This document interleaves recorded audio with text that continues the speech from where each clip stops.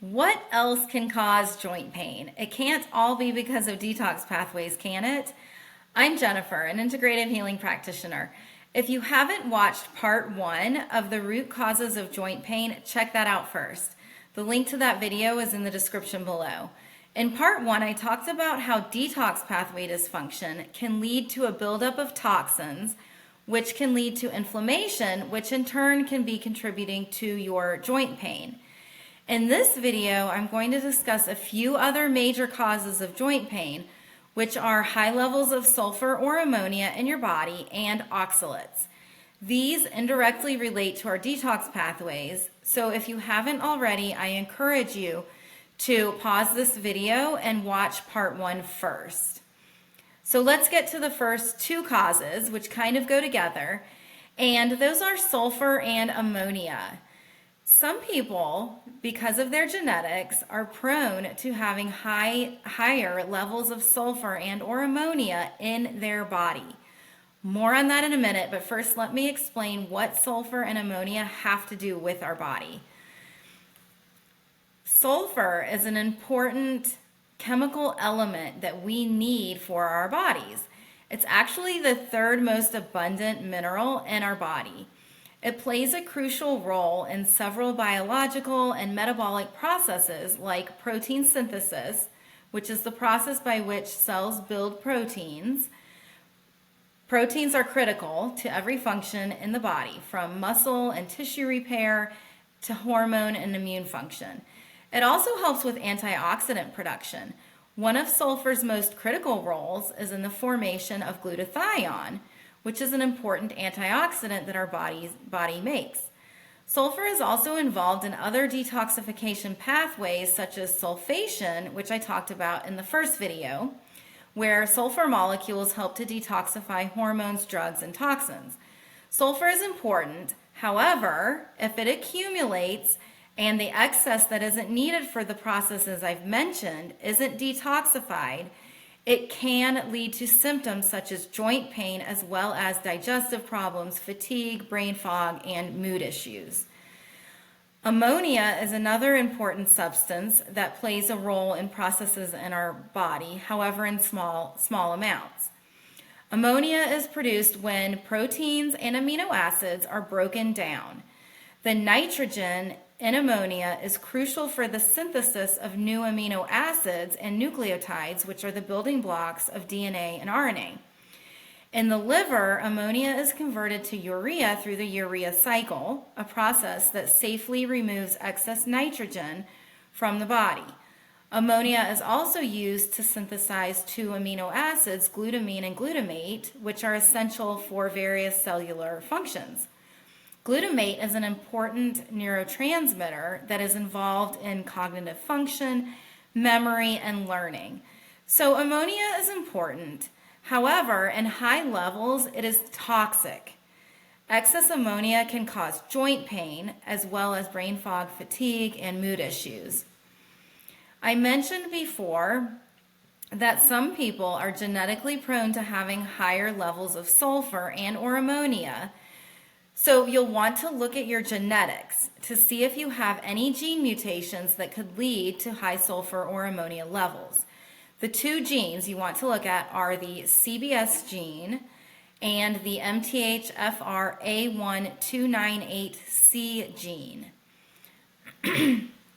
Mutations on the CBS gene can lead to high sulfur levels. Mutations cause the CBS enzyme to upregulate or speed up the transsulfuration pathway. The transsulfuration pathway converts homocysteine to cysteine, playing a crucial role in sulfur amino acid metabolism and detoxification.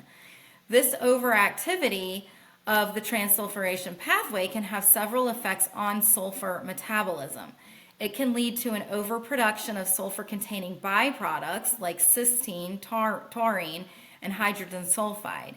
These byproducts are beneficial, however, excess levels can lead to inflammation, which may contribute to joint pain, and other symptoms like fatigue and brain fog. With an overactive CBS pathway, the body can also produce more ammonia. Ammonia is a byproduct of cysteine metabolism, and if it accumulates, it can become toxic, especially in the brain. Mutations on the MTHFR A1298C gene can lead to high ammonia levels. MTHFR is an enzyme essential for converting folate into its active form 5-MTHF, which is used to support the methylation cycle, a cycle that is critical for numerous functions in our body, including detoxification, neurotransmitter production, and the processing of amino acids. If you have mutations on the MTHFR A1298C gene, you have reduced MTHFR enzyme activity, which can lead to insufficient production of 5-MTHF. As a result, the body has a harder time converting homocysteine into methionine, leading to a buildup of homocysteine and less efficient methylation. Inadequate methylation can affect the body's ability to detoxify properly, leading to an accumulation of ammonia. When ammonia builds up, the liver must convert excess ammonia to urea for safe excretion. When ammonia isn't effectively converted to urea because you have more than your liver can process, or your detox pathways aren't functioning properly, it can accumulate and lead to joint pain and other symptoms such as fatigue and brain fog. Another contributor to higher ammonia levels is pathogens in the gut. An overgrowth of yeast, such as Candida, can produce ammonia. Certain bacteria, like H. pylori, produce ammonia. Parasites and protozoa produce ammonia as byproducts as well. After working on your detox pathways, you'll want to run a GI map to test for yeast and bacteria, and a para-wellness test to see what parasites and protozoa you have. If you've been exposed to mold, the mycotoxins that mold produce can produce ammonia as well. Lyme, which you can contract from an infected tick bite, can also produce ammonia. So I'm sure you can see by now that there are a lot of different things that can contribute to high sulfur or ammonia levels. It's important to take into account everything that could be adding to the sulfur load in your body. If you have genetic mutations that can cause higher sulfur or ammonia levels, and you're eating a lot of high sulfur foods, and you have yeast or protozoa, for example, that could be producing ammonia, that's really putting a stress on your liver to try to detoxify all that. And then add to the fact that your detox pathways may not be functioning optimally, and you have a recipe for potential joint pain and other symptoms. As I mentioned, certain foods are high in sulfur. These include eggs, onions, garlic, broccoli, cauliflower, cabbage, asparagus, as well as nuts and seeds. An overload of sulfur is exactly what I experienced. I have 2 mutations on my CBS gene, and before starting on my healing journey, my detox pathways were not functioning optimally at all, which was contributing to my joint aches and pains. On top of that, I also ate a lot of high sulfur foods that were adding to the sulfur load on my body. I also had protozoa and yeast that could have been contributing as well. Another main factor that could be contributing to your joint pain are oxalates. Oxalates, which are also called oxalic acids, are organic compounds that we humans, as well as plants and animals, produce. Just like with sulfur and ammonia, some humans are genetically prone to producing more oxalates. Genetic mutations on the enzymes that are involved in oxalate metabolism can lead to an overproduction.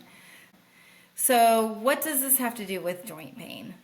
Oxalates can bind to minerals like calcium in our body. When it binds to the minerals, it usually gets excreted out into our stool.